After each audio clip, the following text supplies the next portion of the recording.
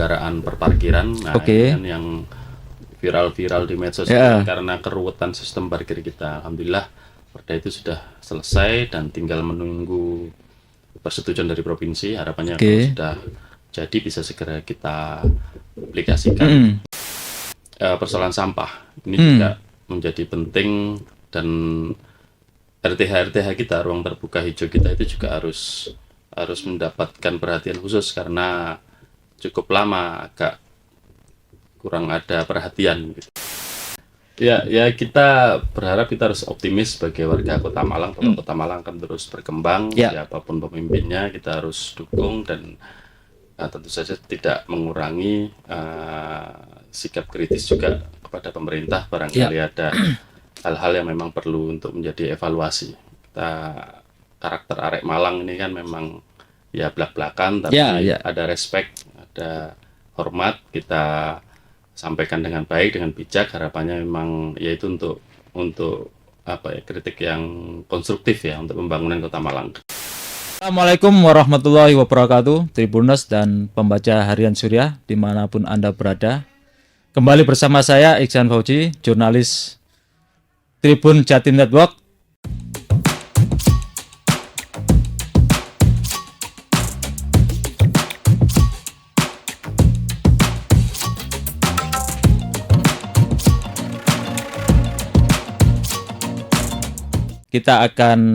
Kali ini kita akan ngobrol tentang pembangunan di Kota Malang, ya kan?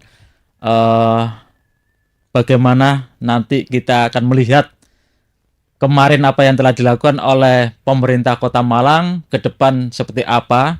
Telah hadir bersama saya Ketua Komisi C DPRD Kota Malang, Mas Muhammad Anas Mutakin. Sam Anas ya, Mas. Sam Anas. Sam Anas ini selain beliau adalah berangkat dari Partai Kebangkitan Bangsa dan saat ini menjabat sebagai Wakil Ketua DPC PKB Kota Malang. Banyak kegiatan yang telah diikuti oleh Mas Anas, Sam Anas. Beliau juga baru masuk di DPRD, Mas, atau sebelumnya udah pertama ini? Tenaga ahli DPR RI. Oke.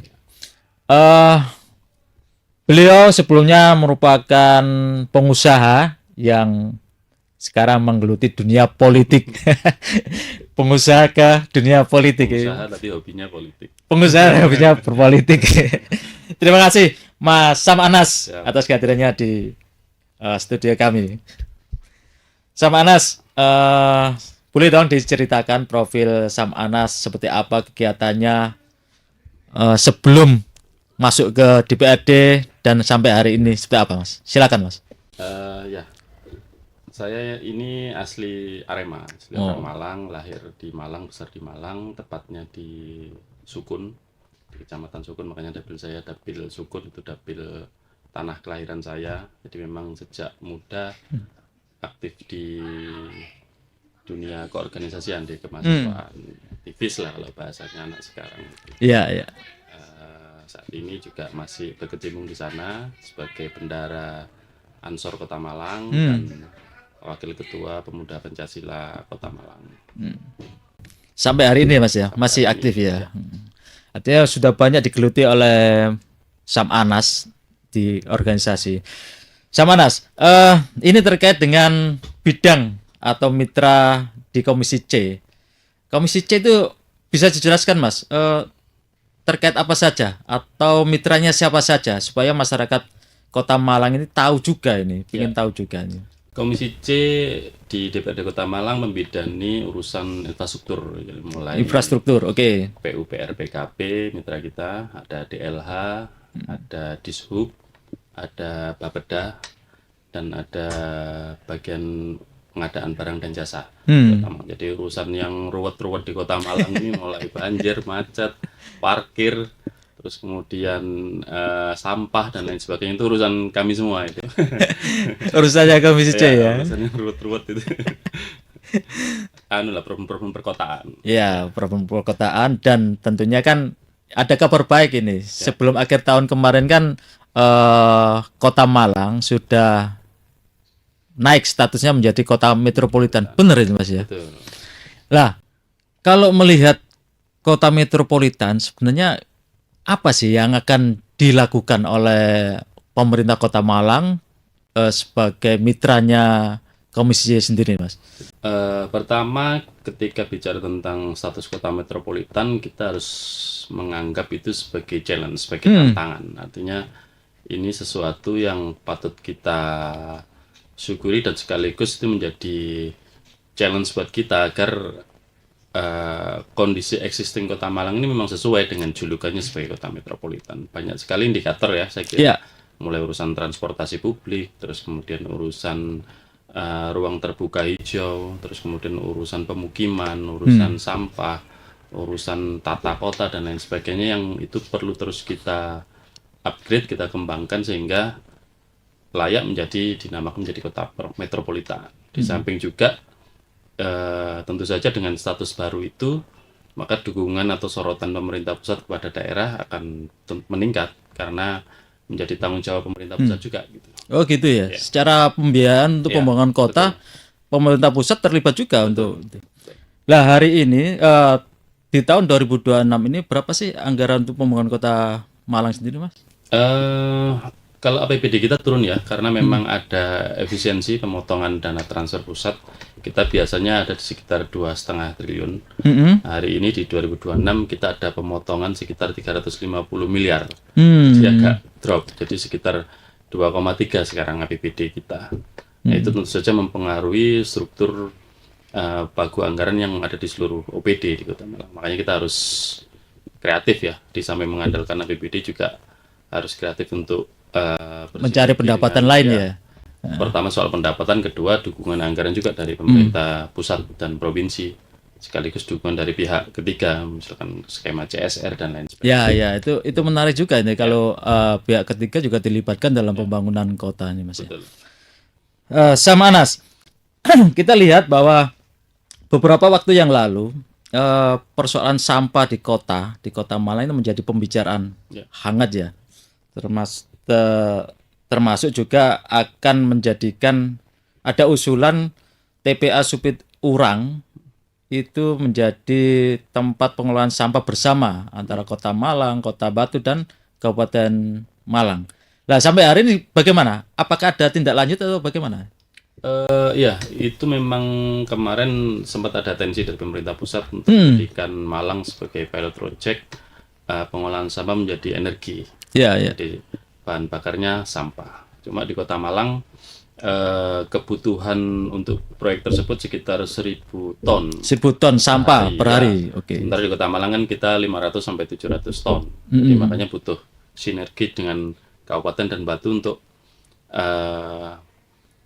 mengakumulasi sampah itu agar memenuhi kuota tersebut tadi ya. Sepertinya masih dalam kajian. Ya harapannya memang apapun itu saya kira harus kita sambut dengan baik ya, karena memang kita tidak bisa biarkan Supit Urang hanya menumpuk sampah itu. Kalau ditumpuk terus sekitar 5 tahun lagi sepertinya sudah penuh Supit Urang itu. Dan hari ini sudah, selain kan rencananya kan lokasinya di sana ya, lokasinya di sana, tidak ada tempat lain. Iya, karena memang yang paling representatif di sana, di tengah dan cukup luasannya cukup besar. Butuh berapa anggaran itu untuk kalau ini kan program pemerintah pusat. Kalau anggarannya cukup besar, saya kira menyentuh angka di T. Ya, karena ini memang proyek besar, cuma ya itu tadi butuh banyak indikator-indikator persyaratan yang harus dipenuhi. Kemudian tugasnya dari pemerintah daerah sendiri apa saja? Kita sebagai penerima manfaat tentu saja harus menyiapkan tempat, dan itu tadi memenuhi indikator-indikator bagaimana caranya agar kebutuhan sampah itu memang bisa memenuhi syarat di sana. Untuk diolah ya. Proses ya, masih dalam proses terus koordinasi. Tapi untuk yang pemerintah Kota Batu dan Kabupaten sendiri udah ini ya, menurut pandangan sampean sebagai mitranya Pemkot itu. Aglomerasi Malang Raya sudah ada kesepahaman. Tinggal ya kita menunggu kebijakan dari pemerintah pusat. Baik, Samanas, kalau Samanas melihat pembangunan Kota Malang di tahun 2025, apa saja sih yang sudah dilaksanakan dan apa saja yang kira-kira perlu diperbaiki? Kemudian di tahun 2026 ini kira-kira akan difokuskan kemana ini anggaran APBD ini? Karena tadi sama Anas kan bilang bahwa ada pengurangan anggaran ya dari pemerintah pusat itu sendiri. Gimana Mas? Pertama dari sisi legislasi di 2025 kemarin kita berhasil menyelesaikan 2 perda penting ya. Pertama perda penyelenggaraan perparkiran, nah ini kan yang viral-viral di medsos karena keruwetan sistem parkir kita. Alhamdulillah perda itu sudah selesai dan tinggal menunggu persetujuan dari provinsi. Harapannya kalau sudah jadi bisa segera kita aplikasikan. Itu harapannya memang bisa mengurai persoalan perparkiran di Kota Malang yang semerawut ini, sekaligus bisa ada potensi kenaikan PAD dari sektor retribusi parkir. Kedua perda bangunan gedung. Nah ini juga perda penting karena di Kota Malang ini banyak sekali bangunan-bangunan yang melanggar, terutama yang berada di atas drainase, terus kemudian di sepadan jalan dan lain sebagainya, itu cukup mengganggu aliran air, sehingga problem-problem banjir kita salah satunya juga sumbernya dari situ, ada penyempitan drainase, terus ada bangunan di atas drainase dan lain sebagainya. Itu yang menjadi fokus utama di tahun 2026. Ya, itu perda yang sudah selesai di 2025 dan harapannya bisa segera dilaksanakan di 2026. Di 2026 ini kita juga merekomendasikan beberapa perda, salah satunya juga perda tentang kabel bawah tanah, ducting. Nah ini juga menjadi penting karena kabel-kabel ini kan juga cukup semerawut ya. Semerawut dan tidak enak dipandang ya. Itu harus ada kebijakan ke arah sana. Dan juga perda tentang pembatasan plastik sekali pakai. Ini juga menjadi problem krusial juga, masalah sampah ya. Ini menarik ini karena di kota-kota yang lain sudah melakukan ini, yang perda namanya tadi? Ducting. Untuk yang plastik tadi? Pembatasan plastik sekali pakai ya. Pembatasan plastik sekali pakai itu gimana nanti, Mas? Ya kita kan memang belum bisa mengontrol peredaran plastik itu ya. Dari toko-toko modern yang cukup banyak di Kota Malang itu. Kalau kita beli di toko modern kan ya ready, itu tersedia sama. Kita tidak dibiasakan dimodifikasi perilakunya untuk membawa goodie bag sendiri atau apa gitu, yang itu secara tidak langsung mengurangi jumlah peredaran plastik di Kota Malang. Karena hasil penelitian dari teman-teman Ekoton yang beberapa kali waktu lalu diskusi dengan kami, polusi dari pembakaran plastik itu cukup lumayan berbahaya di Kota Malang. Jadi kira-kira ke depan kalaupun ada perda ini, minimarket yang ada di wilayah Kota Malang itu dilarang untuk menyediakan plastik ya? Betul. Juga kalaupun kantong plastik, kantong ya banyak kemasan cup plastik itu kan, itu juga akan diatur sehingga mereka menggunakan cup yang bisa di-recycle, yang ramah lingkungan dan lain sebagainya. Itu masuk prolegda? Ya, ini sedang kita usulkan untuk masuk di prolegda di tahun ini dan tahun ke depan. Iya, masalah utama di Kota Malang ini kan selain sampah, kemudian apa lagi Mas? Drainase. Ya, banjir ya, drainase itu ya. Kemacetan. Publik. Terus kemudian juga ya parkir dan lain sebagainya. Parkir kawasan itu. Kalau parkirnya di mana-mana sudah menjadi problem ya. Akhirnya kan kemarin Pemkot Malang sudah membeli lahan itu yang di sekitar Kayu Tangan ya. Itu kira-kira kalau sama dapat info dari Dinas Perhubungan, berapa kira-kira pendapatan dari sektor perparkiran? Ini sedang dalam proses kajian karena rencananya kan memang pengelolaan parkir khusus di kawasan Kayu Tangan ini kan kami usulkan untuk melibatkan pihak ketiga juga agar lebih profesional. Terus kemudian karena juga SDM di dinas sendiri juga terbatas kan gitu. Kita usulkan untuk dikelola pihak ketiga. Salah satu syaratnya adalah juga mengakomodir teman-teman jukir existing yang selama ini sudah di Kayu Tangan itu kan, otomatis dengan adanya itu mereka menjadi terkurangi atau hilang lahan parkirnya, terutama yang di kanan jalan. Itu juga harapannya bisa terserap menjadi dipekerjakan di tempat baru itu. Supaya juga tidak menanggulangi kemacetan juga ya. Betul, betul. Pertama agar lebih rapi, ya kan, semua motor masuk ke gedung itu, kecuali mobil. Memang kalau mobil tidak mencukupi, tetap ada di tepi jalan, tapi kalau hanya mobil tanpa ada motor relatif lebih rapi. Oke, Samanas. Jadi di tahun 2026 ini apa yang akan disoroti oleh Komisi C sendiri? Ya, ini memang di tengah keterbatasan anggaran kita harus tetap memprioritaskan pada pelayanan-pelayanan dasar di masyarakat. Kita masih banyak sekali PR, terutama di bidang infrastruktur. Urusan banjir belum selesai. Kita punya master plan drainase sebenarnya di Kota Malang, itu membutuhkan anggaran yang cukup besar. Tapi harus ada konsentrasi juga, goodwill dari pemerintah kota untuk terus menyelesaikan master plan itu, mencicil istilahnya, mencicil. Dan juga persoalan sampah ini juga menjadi penting, dan RTH kita, ruang terbuka hijau kita itu juga harus mendapatkan perhatian khusus karena cukup lama agak kurang ada perhatian gitu. Betul, RTH ini sangat dibutuhkan oleh masyarakat kan. Dan juga transportasi publik, revitalisasi. Ini kan kita bersyukur ada Transjatim yang sudah di Malang Raya dan mendapatkan atensi yang cukup bagus lah ya dari masyarakat.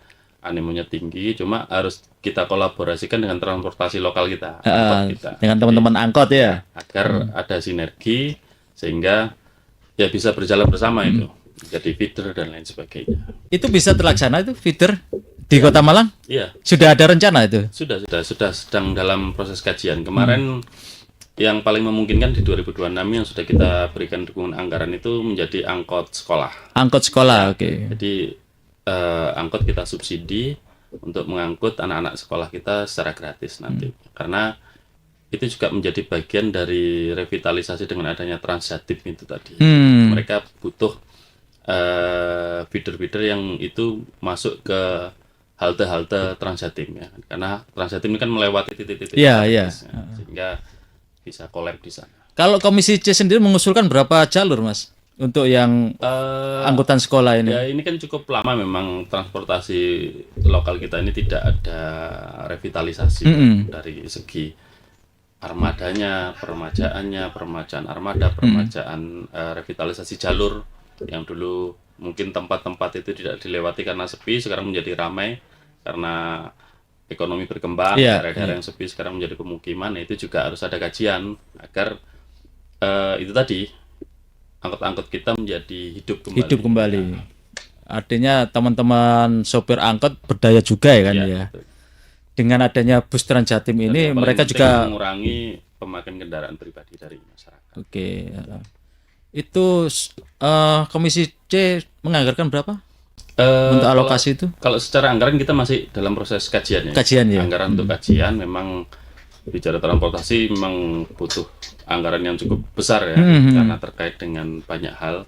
Cuma kita optimis lah dengan adanya Transjatim dan juga lain sebagainya itu kita bisa menghidupkan kembali transportasi publik. Untuk mensinergikan. Indikator juga kota metropolitan di sana. Nah, tentunya kan ini angkot-angkot itu bisa mengcover wilayah-wilayah yang tidak di-cover oleh bus Transjatim ya. Artinya bisa masuk ke, kalau saya melihat di Surabaya itu ada feeder-feeder yang bisa masuk ke wilayah kampung-kampung. Iya betul. Kemarin kami juga saya beberapa transportasi online teman-teman juga, mereka juga cukup apresiasi karena banyak juga penumpang mereka itu yang itu naik dan turun dari halte-halte itu juga gitu. Dan saya melihat gini, Samanas, banyak sekali dengan adanya bus Transjatim ya, teman-teman dari luar kota yang mau ke Malang sekarang itu malah banyak pakai transportasi umum loh. Pakai bis, pakai kereta api. Betul. Mereka mau ke Batu, kalau dulu kan sangat sulit ya. Sekarang mereka turun di stasiun mau ke Batu cukup 5.000 ya kan. Dan mudah kan gitu ya. Itu memang sangat logis itu untuk kota metropolitan. Ya karena memang skema transportasi publik itu kan by the service ya, artinya tetap harus ada peran pemerintah di sana dalam bentuk subsidi tadi, membeli pelayanan tadi untuk masyarakat kita. Oke, baik, itu masalah perparkiran dan masalah transportasi umum mungkin bisa dilakukan oleh teman-teman di Pemkot Kota Malang. Nah, ini persoalan drainase. Kapan hari kan Kota Malang ini sangat kena ya banjir lumayan besar ya. Lah, itu kalau dari Komisi C sendiri melihatnya apa yang terjadi di situ? Ya memang ada beberapa faktor ya penyebabnya, walaupun beberapa pihak mengatakan tipikal banjir di Kota Malang itu genangan, artinya air yang mengantri masuk. Bukan parkir ya? Tidak pernah lama, gitu. Jadi maksimal 1 jam sudah sudah hilang. Tapi ya kita tidak boleh meremehkan ya, karena ini menyangkut juga urusan warga kita juga. Bahkan kemarin itu ada daerah-daerah yang selama ini belum pernah banjir ternyata menjadi banjir. Ini kan menjadi warning. Daerah mana itu? Di daerah Melimbing banyak. Oh, Melimbing, oke. Ya, itu menjadi warning bahwa ya kita mulai yang jangka pendek sampai jangka panjang dalam hal penanganannya. Mitigasinya adalah salah satunya harus ada pembersihan secara berkala di drainase kita. Itu sedimen itu kan cukup lumayan itu, mengurangi volume air. Jadi itu juga harus dilakukan. Terus kemudian juga itu tadi penertiban bangunan-bangunan liar itu juga terkait dengan fungsi lahan juga kan, fungsi lahan. Dan alhamdulillah kita di tahun 2025 dan 2026 ini ada pengerjaan drainase besar. Pertama di 2025 di Soekarno-Hatta. Oke, itu yang provinsi ya. Itu cukup besar itu dampaknya, karena itu mencegat air dari hulu kan, dari atas. Di situ terus kemudian dialirkan ke Brantas, dan di 2026 ini dukungan dari pemerintah pusat ada 2 drainase besar yang nanti dikerjakan di daerah Sutoyo. Nah, itu yang viral-viral. Oke, Sutoyo. Ya sering banjir ya, itu. Langganan itu. Langganan. Ya, itu alhamdulillah di 2026 dikerjakan, dan di daerah Bondowoso. Oke, ya. Langganan banjir daerah Galunggung dan Bareng ya. Jadi itu juga dikerjakan, sehingga harapannya 2 titik yang krusial ini kalau selesai cukup mengurangi volume. Yang krusial itu Sutoyo, Jalan Bondowoso. Ya. Ya itu ya Mas ya. Betul. Itu dananya nanti dari pemerintah pusat. Ya. Kalau yang di wilayahnya Pemkot Malang sendiri ada nggak? 145 miliar itu nanti anggarannya. Kalau di wilayah kota tentu saja itu tadi. Jadi jaringan, karena drainase kota itu kan juga perlu untuk ada perawatan terus dan tersambung gitu. Jadi jangan sampai kemudian drainase ini tidak berjejaring, tidak tersambung antara satu dengan yang lain, sehingga ya itu tadi ketika ada air ya tidak menemukan jalannya itu tadi. Jangan-jangan hulunya dibikin drainase tapi hilirnya nggak dipakai. Betul. Lah ini kan bahaya juga bagi warga di sana kan. Ini nggak ada kaitannya juga dengan pengalih fungsian lahan yang dulunya otomatis lahan produktif menjadi perumahan gitu. Otomatis. Memang salah satu atensi kita memang ada di ruang terbuka hijau. Makanya kemarin kita usulkan program prioritas pembangunan di Kota Malang lewat RT berkelas ini, salah satunya adalah concern untuk menangani banjir dan sampah. Salah satu yang bisa dilakukan adalah di samping untuk pengerjaan fisik drainase, juga RT ini kita bikin gerakan bersama untuk membuat biopori. Nah ini juga dalam rangka mitigasi juga, termasuk urusan konservasi air. Ini kalau daerah-daerah ini ruang terbuka hijaunya bagus, dirawat, dan juga ada strategi konservasi air, tentu saja ini juga jangka panjang ke depannya juga akan menjadi bagus gitu. Itu sudah diusulkan ke DLH ya? Ya, jadi masyarakat RT RW tidak boleh lagi mengakses program-program yang kebutuhan di luar urusan prioritas pemerintahan itu. Kira-kira dilaksanakan oleh DLH? Ya semoga berjalan dengan baik ya. Ini kan memang salah satu upaya kita upaya kita di tengah keterbatasan anggaran itu tadi, kita harus memilih mana yang prioritas harus dieksekusi. Selain itu apa lagi Mas? Kira-kira yang menjadi prioritas pembangunan di Kota Malang sendiri? Lalu lintas, kemacetan. Nah, itu bagaimana itu? Ya, memang di sub sendiri gimana itu? Ya. Ya di Kota Malang ini kan memang kita melihat tidak ada penambahan jalan baru Jalan, ya. oke ya. Jalan yang ada itu kan memang kita maksimalkan coba gitu loh. Makanya salah satu strateginya ya memang harus mengalihkan masyarakat dari transportasi kendaraan pribadi ke transportasi Umum, publik. Itu ya. salah satu konsentrasi kita.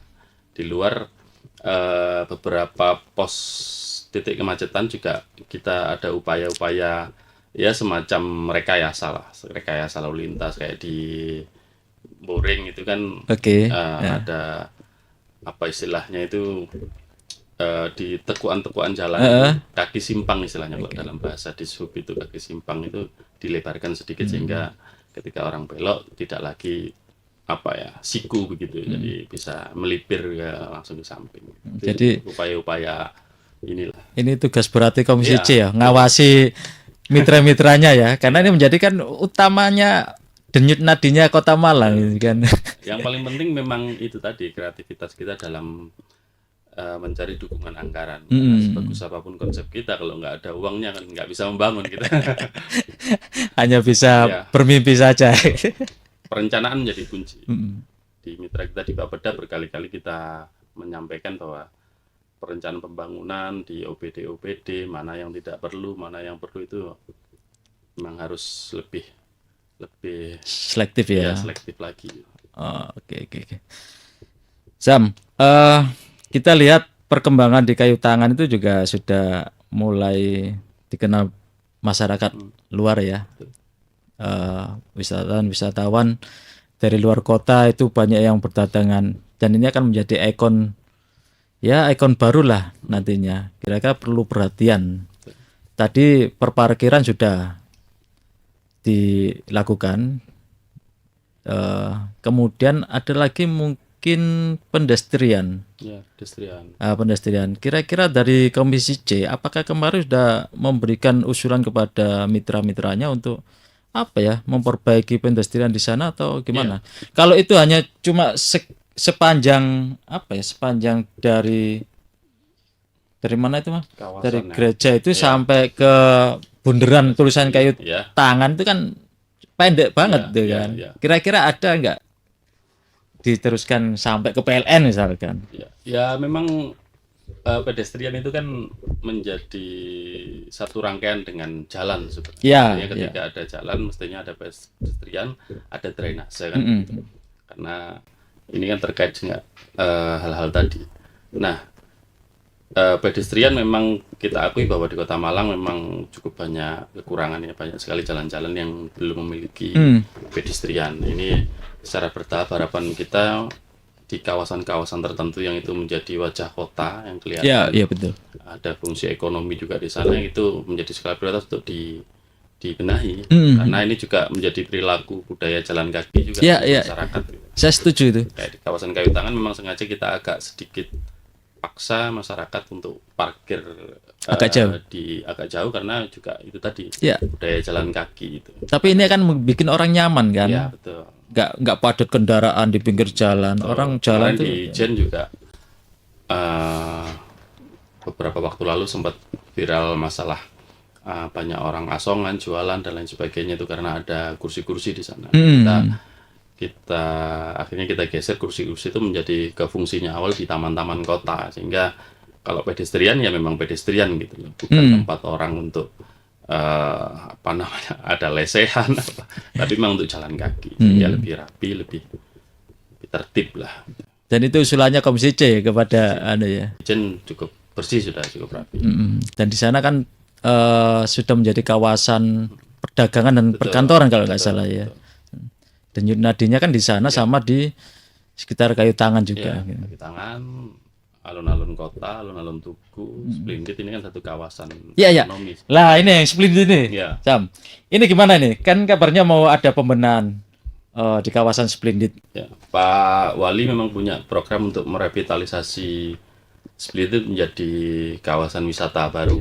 Wisata baru tetap dengan konsepnya yang itu, tapi ada penataan yang terintegrasi antara kayu tangan, terus kemudian Splendid, juga alun-alun kota, sehingga ini memang wilayah ekonomi, makanya kantong parkir kita buat, terus kemudian infrastruktur lain, jembatan, drainase, juga pedestrian juga kita rapikan benahi, gitu, ya. agar ini menjadi satu ekosistem baru gitu. Kalau orang wis mancep atau berhenti di situ, dia bisa ke sana, bisa ke Sprinit, bisa ke Kayu Tangan, bisa tanpa harus ini aksesnya bagus. Dan bagus itu kan, tempatnya juga bagus, pemandangan juga bagus. Ya. Kalau orang jalan kaki itu ya Dingin, ya. Malang tenanan lah. Ya.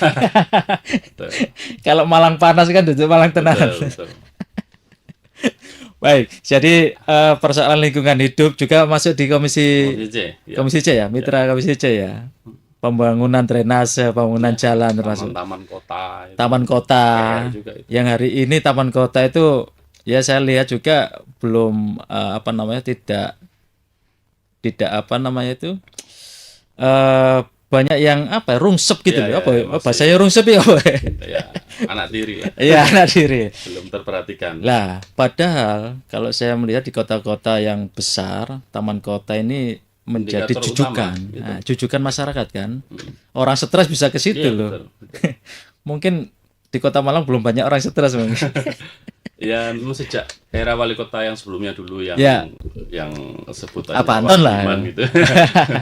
Itu memang perlu ada sustainability ya. Jadi kesinambungan lah dalam hal ya itu tadi betul disampaikan bahwa taman kota RTH itu juga indikator utama sebenarnya urusan perkotaan. Mereka harus bisa menjadi wadah interaksi masyarakat. Betul. Yang gratis, yang murah, dan ada sarana rekreasi juga di sana. Itu harus dihidupkan kembali memang. Makanya itu menjadi salah satu rekomendasi kita juga untuk kembali menghidupkan taman-taman kota. Ini yang lagi dikerjakan kan alun-alun kota ini. Alun-alun kota. CSR Bank Jatim. Bang Jatim. Kira-kira ada lagi selain alun-alun Ya, di tahun pemerintah 2000? harus aktif untuk menggait CSR yang lain untuk memperbarui taman-taman kota kita ini yang kita akui beberapa tahun terakhir ini memang kurang terperhatikan. Dan perlu pengawasan lebih ketat nih dari Komisi C ini pada mitranya. Baik, Sam Anas, jadi banyak banget apa tugasnya Komisi C dan siapa yang diawasi untuk menjadikan Kota Malang ini benar-benar menjadi kota metropolitan. Ya, suara masyarakat Kota Malang itu sebenarnya perlu didengarkan juga kan. Soal banjir, soal perparkiran. Kami selalu melek media sosial. Oke. Disitulah sebenarnya problem itu muncul kan, aspirasi itu muncul. Kita tidak boleh menutup mata. Apa yang bisa kita kerjakan ya harus kita kerjakan. Kalau memang ada kesalahan, ada kekeliruan harus kita akui dan kita perbaiki. Bagian dari kontrol. Benar. Saya kira masyarakat Kota Malang sudah memberikan aspirasinya dan menginginkan pembangunan Kota Malang yang benar-benar menjadi kota metropolitan. Baik Tribuners dan pembaca Harian Surya dimanapun berada, banyak sekali yang disampaikan oleh Sam Anas Mutakin. Kita berharap dorongan pengawasan dari Komisi C. Komisi C kan banyak berapa anggota, Sam? Ada 10. Ada 10 orang yang bisa mengawasi kinerja pemerintah Kota Malang. Kita berharap juga Kota Malang benar-benar menjadi kota metropolitan, menjadi jujukan dan nyaman bagi warganya. Sam Anas, kira-kira ada yang perlu disampaikan lagi sebelum kita tutup obrolan kita? Ya kita berharap kita harus optimis sebagai warga Kota Malang bahwa Kota Malang akan terus berkembang. Siapapun pemimpinnya kita harus dukung dan tentu saja tidak mengurangi sikap kritis juga kepada pemerintah. Barangkali ada hal-hal yang memang perlu untuk menjadi evaluasi. Karakter Arek Malang ini kan memang ya belak-belakan, tapi ada respect, ada hormat. Kita sampaikan dengan baik, dengan bijak. Harapannya memang yaitu untuk kritik yang konstruktif ya untuk pembangunan Kota Malang ke depan. Oke. Terima kasih Sam Anas. Download Tribun X sekarang. Menghadirkan lokal menjadi Indonesia.